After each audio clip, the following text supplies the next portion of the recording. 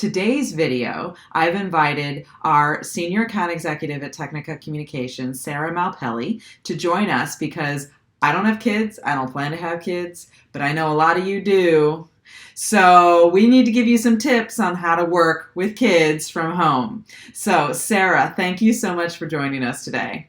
Thanks, Lisa Ann. I'm glad to be here and be of any help I can. So we talked a little bit about what some of your tips might be, and you mentioned something similar to what we had recommended on our first video, which is to have a routine and stick to it.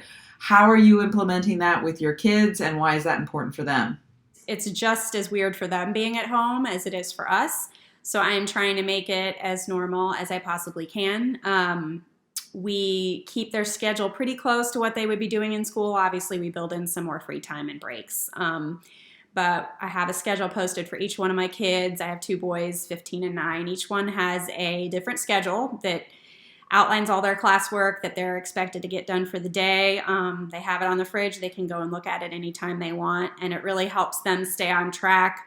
And it helps me reference what they're supposed to be doing so we can all work together to get done what we need to do. So no sleeping in for these kiddos? No, as much as they would like to.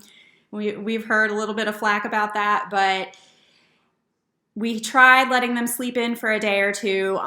It just gets them overtired. They're already cooped up enough. They need to be rested in order to get done what they need to do and be able to think about their schoolwork. So we get them fairly close to their school wake-up times and bedtimes as much as we possibly can. And how about breaks? You mentioned when we were talking earlier, listing out the schedule for the day on your fridge, and I assume breaks are in there as well. How do you coordinate that with your own work schedule? Obviously, I try and do my lunch break around the same time because I'm making them lunch. A lot of their afternoon and morning breaks I plan when I know I am not going to be on a call or during a meeting, so that way if they need something, I'm available. But I also have to take breaks. So, we call them brain breaks, and it's good just to kind of give their brain a rest and either let them play outside, you have something to eat, go on their tablet, which our screen time has definitely gone up a bit, but that's okay. So yeah, breaks, I try and work in mine with theirs as best I can. Oh, you mentioned some screen time and just leaning on that a little bit more. How are you treating yourself psychologically and forgiving yourself a little bit more around parenting?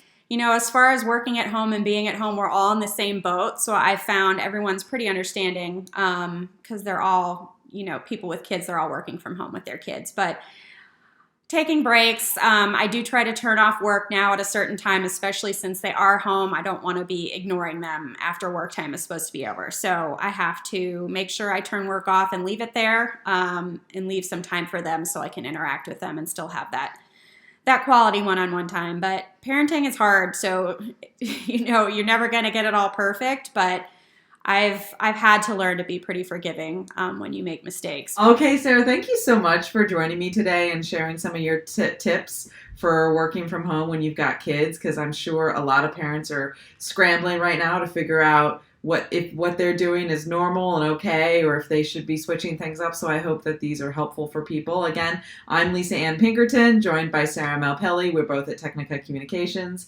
and we will see you online because that's where we're hanging out when we're sheltered in place. Thanks a lot and have a great day.